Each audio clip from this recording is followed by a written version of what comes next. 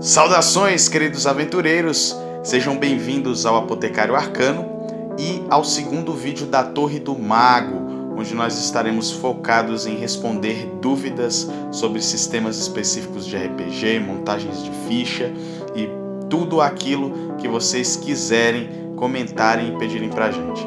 O primeiro episódio da Torre do Mago, nós nos focamos a falar em como construir, como fazer uma ficha de AD&D, segunda edição. E continuando esta mesma linha do primeiro vídeo, nós vamos falar aqui como construir especificamente um arcano, atendendo especialmente ao comentário do nosso amigo Lee Skywalker, que disse: faz uma ficha explicando como se cria um arcano e a programação, escolas de magia e tal. Sobre homens de armas é mais intuitivo. Arcano, tenho dúvidas em lançar magia e resistência. Então, no nosso vídeo de hoje, nós vamos aprender a construir a ficha de um arcano em AD&D segunda edição. Preparado? Então vamos lá. Bom, o primeiro passo seria observar os critérios que o mago nos impõe, de valores mínimos, valores máximos, como a gente já tinha comentado no vídeo passado. Além de critérios de raças, as raças permitidas, as raças em que esta classe de arcano permite. Então, a única habilidade exigida para o mago é a inteligência, um valor mínimo de 9. Então você tem que ter pelo menos 9 em inteligência ou um número maior do que isso. Dentre as raças permitidas, nós temos humanos, elfos e meio-elfos, ou seja, todas as raças que não estão aqui descritas não podem ser mago. Lembrando também que um mago com inteligência 16 ou mais ganha um bônus de 10% em sua experiência em pontos. Então aproveite os seus pontos bônus de experiência, hein? O mago é tido como um tipo mais versátil de arcano, aquele que decide não se especializar em qualquer escola de magia, isto é tanto uma vantagem como uma desvantagem. O lado bom é que o personagem terá à sua disposição uma ampla gama de magias para escolher, o que tornará capaz de lidar com as mais variadas situações. Bom, essa é a descrição que o livro nos traz no início da descrição dos magos, né? Um tipo mais versátil que pode utilizar diversas magias de escolas de magias diferentes, porque dentro dos arcanos nós temos os magos, que são mais versáteis, e temos os especialistas, que são versados em somente uma escola. Então eles só podem usar magias de uma determinada escola, que nós vamos mencionar aqui e vamos falar um pouco mais a fundo do especialista também. Bom, após rolar os seus dados e ver que você atende aos pré-requisitos do mago, inteligência 9, está encaixado dentre as raças permitidas, você então pode procurar as suas perícias, as perícias gerais, as perícias com armas, como mencionamos no vídeo passado. Lembrando que o arcano consegue 4 pontos no início, e esses 4 pontos podem ser somados com o bônus do número de línguas que está lá em inteligência, nesta primeira situação, e ele ganha 4 pontos a cada 3 níveis. E as suas perícias com armas, ele ganha 1 quando está sendo criado no primeiro nível, e ganha 1 ponto a cada 6 níveis. Então de 6 em 6 níveis ele consegue mais 1 ponto de perícias com armas. Avalie as perícias, veja qual você deseja, qual cabe mais na build que você está criando, o que se encaixa mais com a história do seu mago, e busque tanto nas gerais quanto nas específicas do arcano, de acordo com a tabela. Não esqueça de verificar a sua taco, de acordo com o seu nível, e o seu dado de vida, que é o D4. E também verificar na tabela os seus testes de resistência. Então você vai ter aí a maior parte da sua ficha preenchida. As escolas de magia. As magias estão divididas em 9 diferentes categorias ou escolas, de acordo com as energias místicas que utilizam. Cada escola possui seus próprios métodos e práticas especiais. Dentre as 9 escolas nós temos necromancia, invocação, adivinhação, alteração, ilusão, encantamento ou feitiço, conjuração ou convocação e abjuração. E isso tudo de acordo com o diagrama. O diagrama que nos dá a posição de cada escola, nos mostra quais são as escolas opostas e nos dá uma maneira mais criativa de imaginar essas escolas. Todas as magias que o mago vai ter acesso durante toda a sua jornada fazem parte de alguma dessas escolas mencionadas.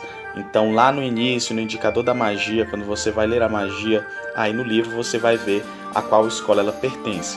Um mago não tem problema com isso, porque o mago pode pegar magias de todas as escolas, né? A única limitação seria para o mago especialista, né? Arcanos especialistas no caso, que se especializam em somente uma escola e só podem obter magias daquela determinada escola durante toda a sua jornada.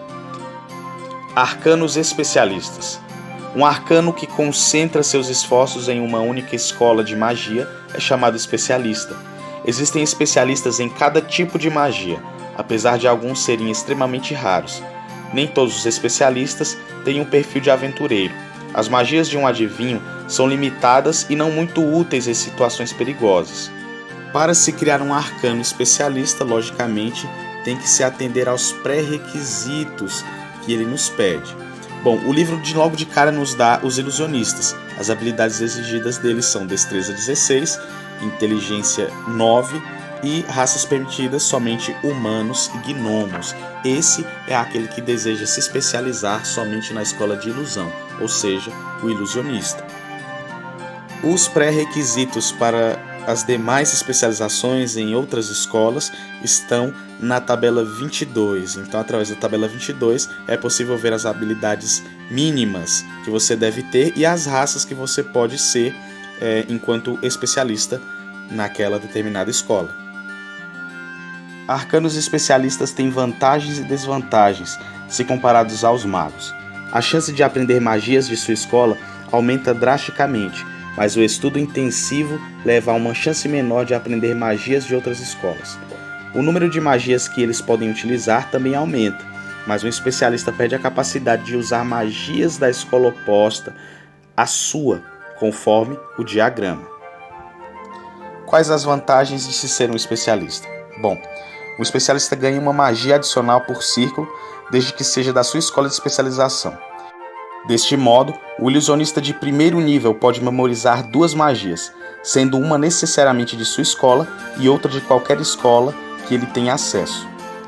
Devido ao fato de especialistas terem um profundo conhecimento das magias de sua escola, eles recebem um bônus de +1 nos testes de resistência contra magias desta escola que sejam lançadas por outros arcanos.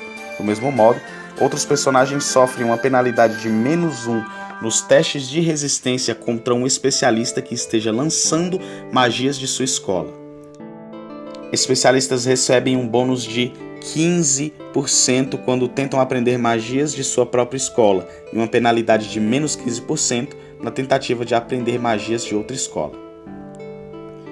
Então, quando você for fazer uma rolagem de chance de aprender magias, que é definido pelo seu valor de inteligência do seu atributo, você vai ter esse bônus ou essa penalidade de acordo com a sua escola e a escola oposta, a escola que você escolheu para ser especialista.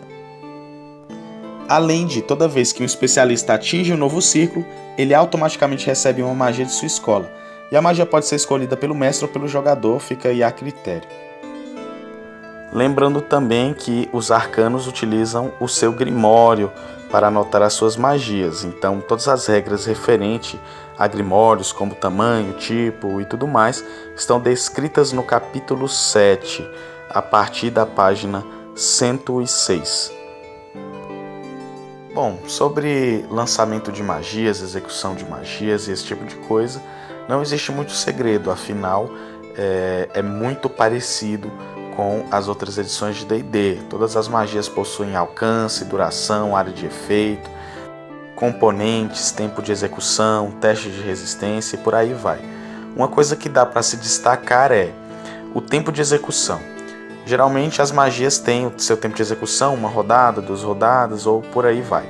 Porém, em AD&D nós temos uma ressalva. Algumas magias têm um tempo de execução com somente um número, como por exemplo truque, tempo de execução 1. Esse 1 significa o quê? Este 1 vai ser somado ao seu valor de iniciativa rolado quando você iniciou ali o encontro, o combate. Vamos supor que nós temos 3 personagens. Nós temos um guerreiro, um mago e um orc. O guerreiro e o mago estão lutando com o orc. O guerreiro tirou 1 de iniciativa, ele inicia. O mago, ele tirou 2 de iniciativa e o orc tirou 4 de iniciativa.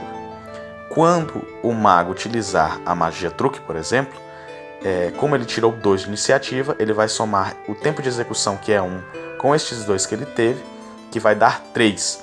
Então, este valor vai entrar na iniciativa. O guerreiro como 1, o mago como 2, a sua magia sendo executada na ação terceira da iniciativa e por último o orc. Eu espero que tenha dado para entender. É um pouquinho difícil de explicar, mas é isso.